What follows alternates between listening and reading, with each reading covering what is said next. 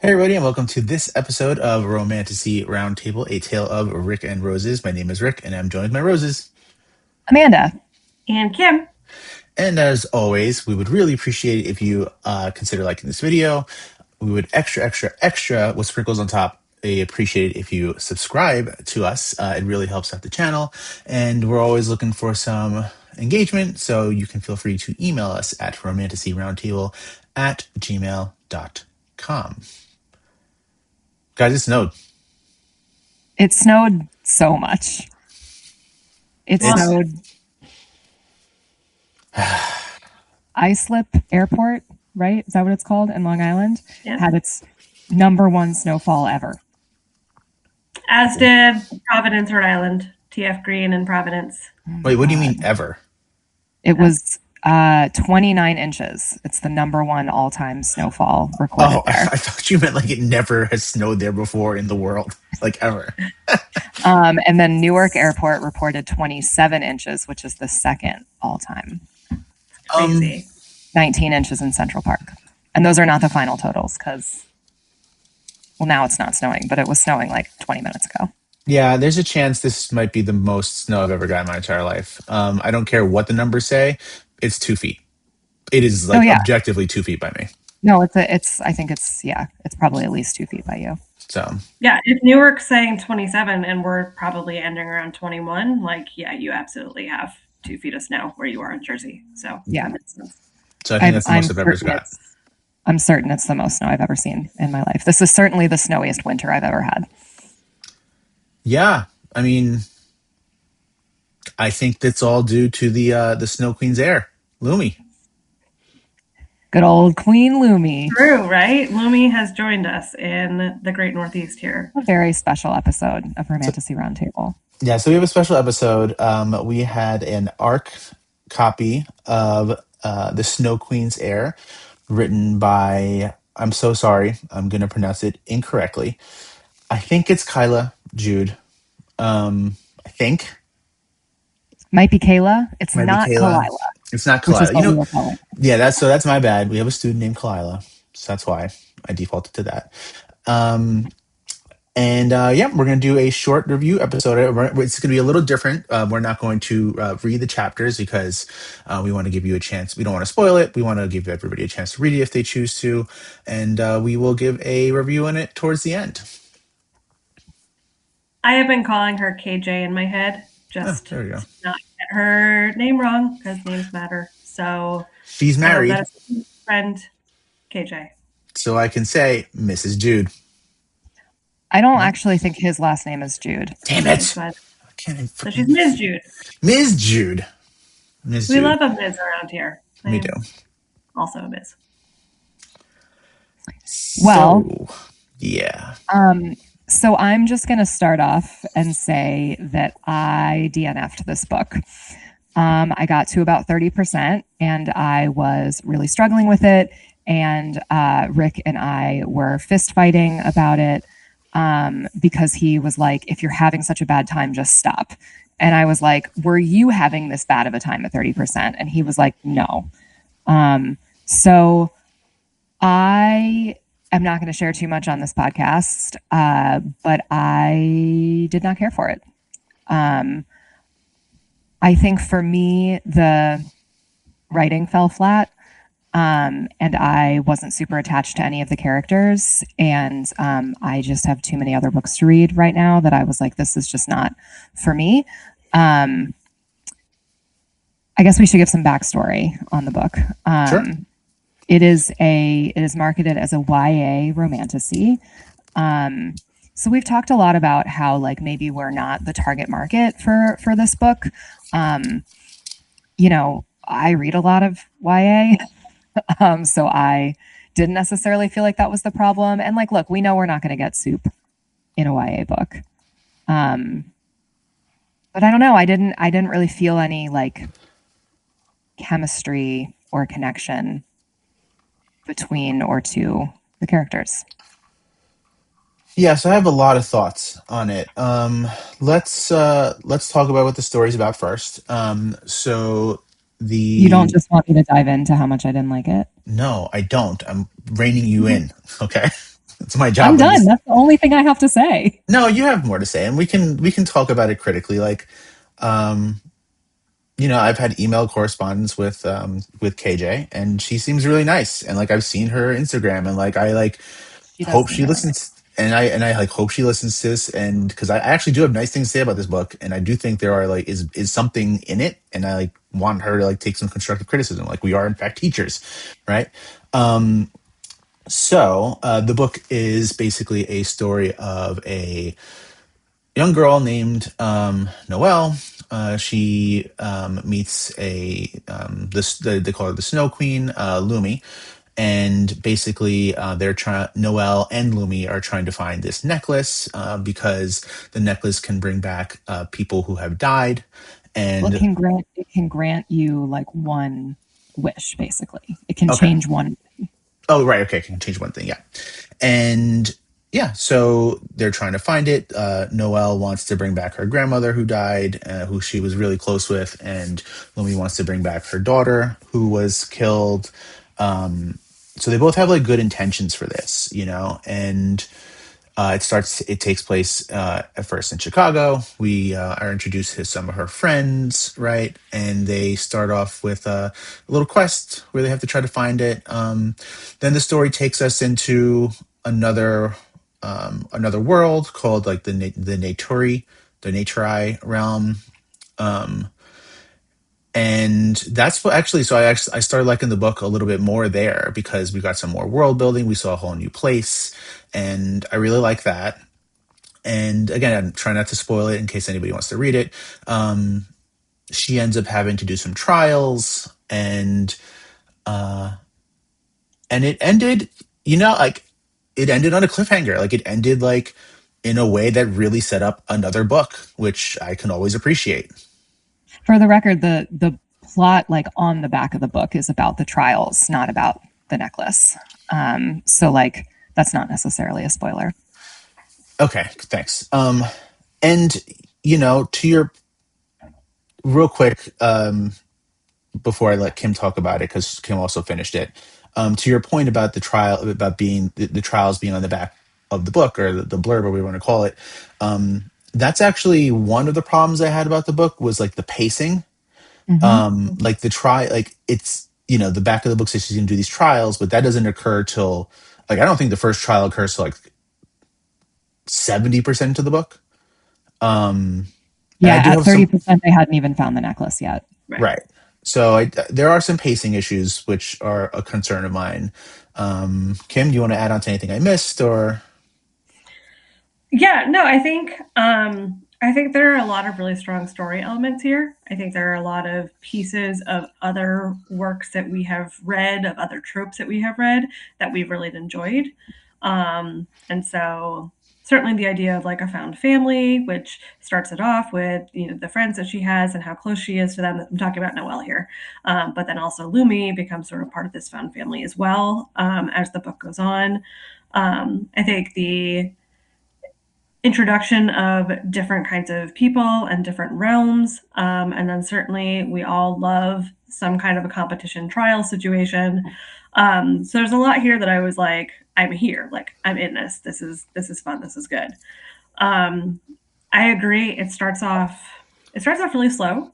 And I thought like I didn't read the blurb because yay for an arc. I didn't even know that we had a blurb. It was I just always read the blurb. I didn't even know that there I've was. never read a blurb. When I finish the first book in a series, the first thing I do is read the second blurb. Yeah, sometimes you read the second blurb before you have even read the first book. I haven't done that in a really long time. Okay, yeah, sure. Throne of Glass. I haven't. That was a long time ago that I read the blurb. I thought the entire book was going to be like the saga of finding the necklace. Yeah. And so I was very surprised when that was only like the first half of the book, and then it was like, oh, we're going in lots of different directions from here. So I think it would have been nice if some of the other plot points that were going to come into play were woven in sooner, so you sort of had an idea of like, oh, there's a bigger direction here, which I think would have helped with Amanda, sort of to your point, like not even trying to even able to sort of to get past that first part of the book. Yeah. If she had introduced some of that a little bit sooner. Yeah, I think, for me, I think I had said this to you guys at some point. I was like, I would have liked if the necklace was its own book, and then Yeah. the trials were a second book, and then there's clearly another book coming after this, if it ends on a cliffhanger. But even so, like the way that the clues to finding the necklace were, it's like the clue itself and then finding the necklace actually happens really quickly, within a bunch of other stuff happening that like feels kind of fluffy and redundant to me. I would have liked for, like you said, the pacing to just be like more consistent throughout that. Yeah, I liked they had gone to one of the Naturei worlds at one point in the 30%, and I did like that part, but they were there for like a minute. Yeah, And they then they go left. back and stay there. Basically, they once Yeah. I think at what point, maybe 50, 60%, that's where they are for the rest of the book. Which is cool, honestly. Yeah. Yeah, I think so. From what I've seen of her Instagram page, and I mean, she seems like a really big fan of Romantasy, and I think that might have like gotten her way a little bit. She's like, I love this idea. I love this idea. I want to do it all in one book. Yeah. It was a little too ambitious, like you said, like finding the necklace could have been one. The trials could have been another one. Then like the cliffhanger on this one was I actually thought the cliffhanger was pretty good. And like Yeah. that could have been in a second or a third book. So, and the thing with the pace, since everything is happening so fast, you don't get to really know the characters. Yeah. That's like I wanted to know them more. Like you got some like I think to me Lumi was the best character in the book. You got a lot of backstory about Lumi, you know, especially when they go to the Naturei realm. But everyone else doesn't like. If it would have been taken a little slower, they could have like you could have fleshed out the characters more, really like got attached to them. So that is one of my critiques of what happened in the book. She had some really good, like honestly though, like some of the like I have notes. I'm not gonna read them all, but some of the things that she did, like I like honestly really liked. So like number one, like we're always talking about like we consistently say like this person is 20 years old, and then this fae is 500,000 years old, right? Like she actually does something in this book that explains it very well. I thought where it's I like agree. That happened in the first 30%. yeah, where she's like, "Oh, you have to like, I forget what she does. You have to like accept or go through your initiation, Yeah. and once you accept your initiation, that is the age that you're locked in." And I was like, "That's actually very smart. Like that explains why they look the same." So that I liked a lot. The other thing that I liked a lot that I actually thought was really smart in terms of world building and just like a political thing is so the duel that they have, right? They send each of the kingdoms sends like their heir, right? Like the heir of the kingdom to the battle. And the reason behind it, she explains is like because they don't want to go to war because they don't need there shouldn't be countless deaths. We'll just send one. And it's like that's very smart. Like that's actually really smart. Like I could see one of the quote unquote bigger authors like doing so. That's I thought that was a really smart way to handle that. Yeah. I will say, and anyone who follows us, and this was already said, knows that we are all educators and all teachers. So I will first preface by saying I'm never going to write a full novel. So kudos to anybody who does. Yeah. So AJ, like, more power to you. Congratulations on a debut novel. Because this is not something that I could do. On the flip side, a lot of my job is critiquing and editing writing. And so I think one of the things that I found in this book, and this could have been a stylistic choice, it could have been the fact that it is aimed at a younger audience also, but I kind of want to take a red pen like all the time and just be like, this is repetitive, this is redundant. And sort of to our point of like, there could have been like other exposition here that could have really sort of fleshed out the characters and other plot points, or could have made this into multiple books. But I feel like some of that got lost in just the repetitiveness of some of the writing choices.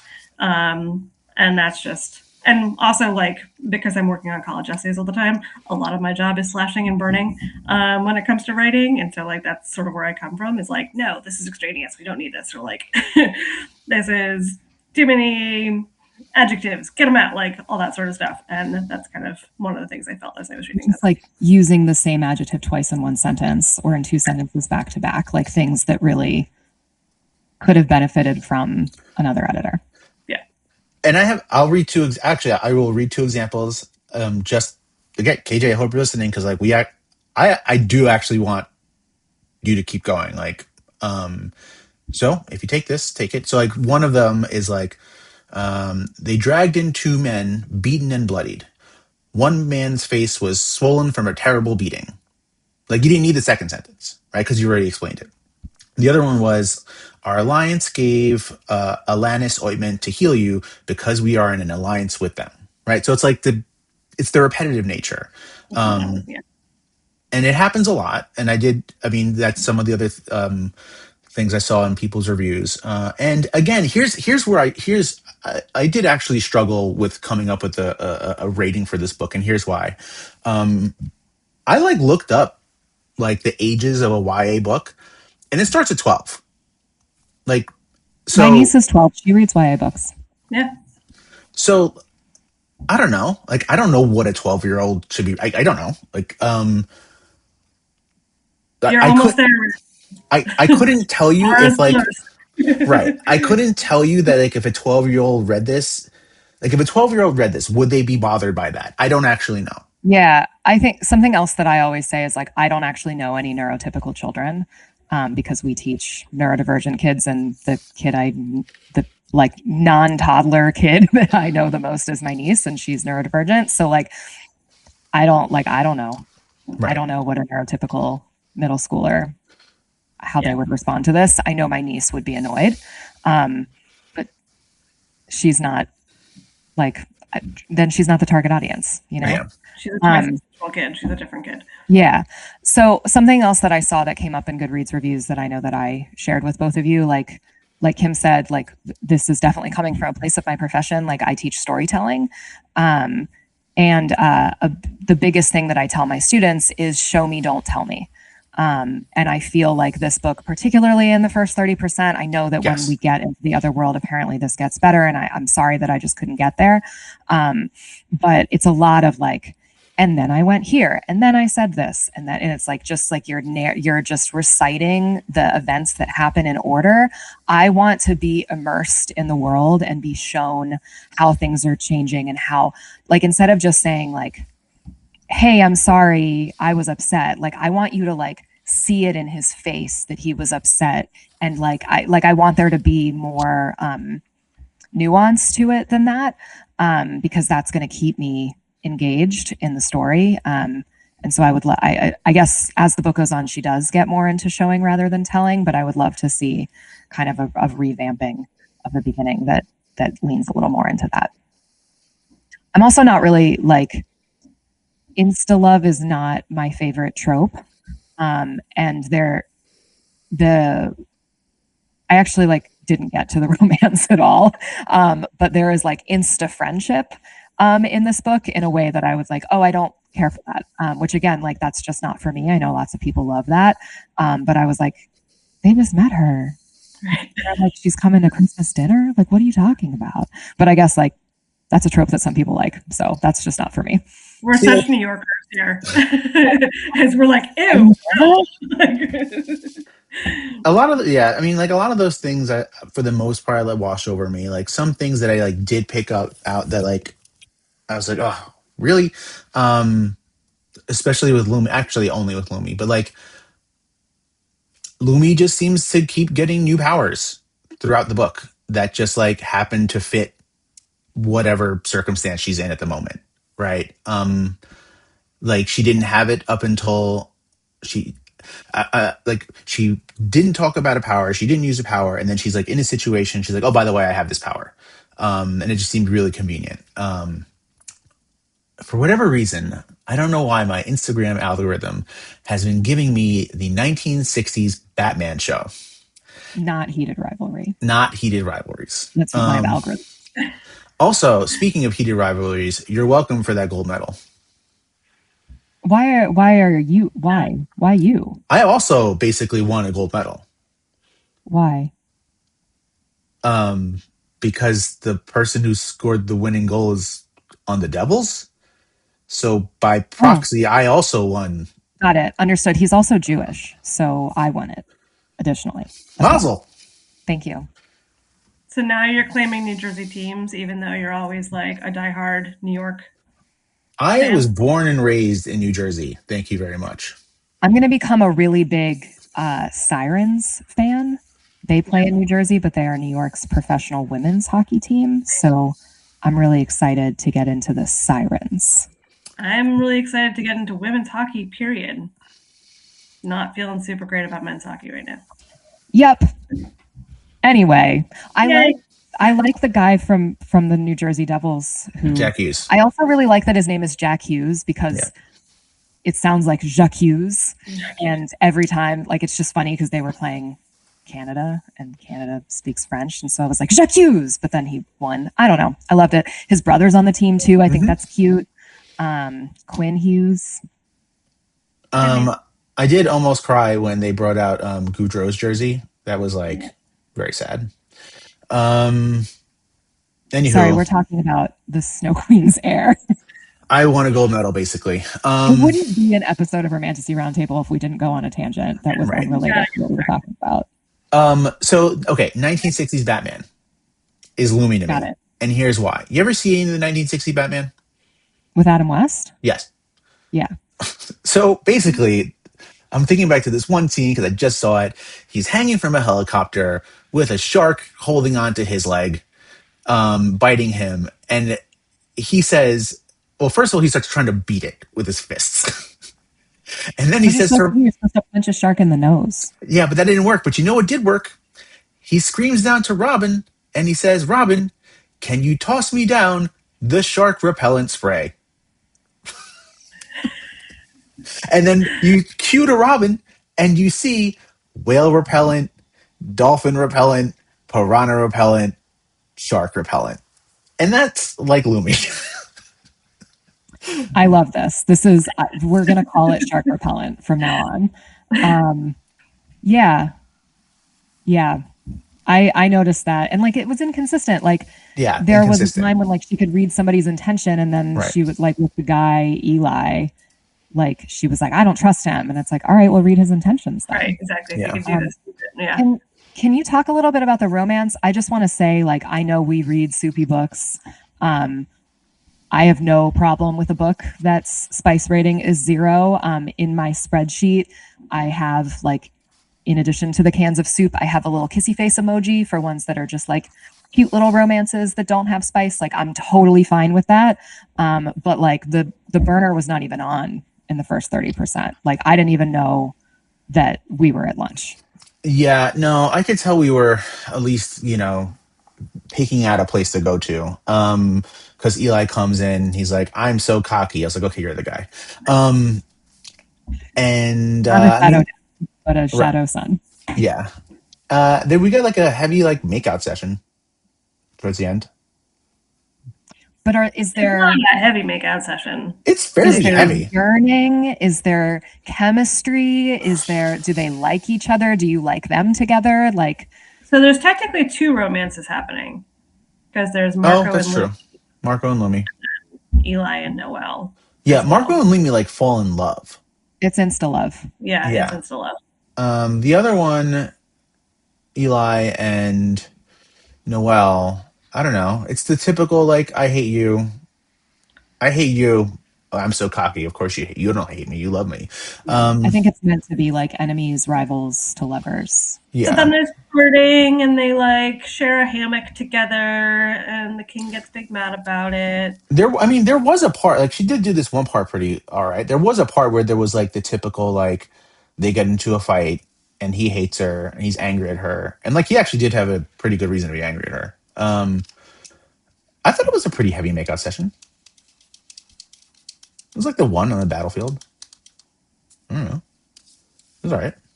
It was, I mean, it was like there. And it was like they kissed. Like I didn't feel like it was like a All right. Super stupid. Yeah, I mean, I'm thinking about Assistant to the Villain and how there's like literally no soup in the whole series. It's pretty violent, so I don't think it's YA, but like there's so many scenes where she's like, you can't fantasize about your boss. Like she's just like her internal monologue is so clearly like that she can't stop thinking about him. And like same thing with Legendborn, although I would say like even though Legendborn is YA, it does feel like spicy within the YA level of spice, spicy in a way that is appropriate for college students, I think. But there is still like fire. And I didn't really feel like even a spark between these characters. Maybe I just abandoned it too soon, but I didn't feel a spark. What I felt was, I mean, I guess every book does this, but I felt like I was being led along to just assume that they would be together for like the tropey things that come up. And yeah, sure, every book that does that. But like you said, the other books, like again, I think this goes into just rushing things. Like had she taken her time, she could have made more of that. But like I just picked up on the tropes and was like, okay, they're supposed to be together. This is the pair. yeah. All right, we don't have to go too much longer. Any final closing thoughts on this book? You want to give Did we it miss anything? some stars? Do we want to give it some stars? Sure. Kim, Amanda, you have a Yeah, DNF I mean, it's asterisk. a DNF for me, but you know, as Kim said, I think anyone who finishes a complete novel, a 400-page novel, is really impressive, and it sounds like there's, you know, a really good story in there, and so I look forward to what KJ, what she does next. Honestly, KJ, like my hope here is that it gets picked up by a publishing house, and a really savvy editor comes in who can help refine it. Because yeah, I think there is a lot here. Like the bones are good. It's just a lot of sort of additional fleshing out in terms of characters and plot and consistencies, and cutting down on some of the repetitive language. I did finish it. I'm gonna call it vibes. My star rating is vibes. I'm gonna give it a star rating. I'm fine with that. So because I did struggle giving it a star rating, and I think I feel good about what I'm going to say. So, it's not a 5 and it's not a 1. I'm fine with that. It's living, and let me. I know I've said a lot of negative things. It's living somewhere between a 2 and a 4, and here's how I'm going to explain this. Hold on. The younger you are, I think the higher this book can be rated. So like if a 10 or 11-year-old or 12-year-old is reading this, you know, I think it could hit a 4 for that age. And then the older you go, the lower it's going to get. So like for me as a 42-year-old person, I landed on 2. I'm going to give it a 2 for just because of the inconsistent, like it was too fast. Things like it could have been drawn out. There were the repetitive writing. It could like, but like here's the thing, and I really want to stress this because I've said this to Kim and Amanda. Like I found the writing repetitive at times, and I couldn't stop reading the damn book. Like I really wanted to keep reading it, and I really wanted to get to the end, and I really wanted to know what happens next. So like I do think there is something there. And as Kim said, I really hope this is picked up, and an editor comes in and just like gives it a gloss over, because like there is something, there is a lot of potential in the world that's being built with the characters, especially with the different kingdoms. And I really hope it does well, because if it is picked up and like edited, I would read a second book, if it went through that process. Also, y'all, can we imagine if somebody did a review like this for our podcast?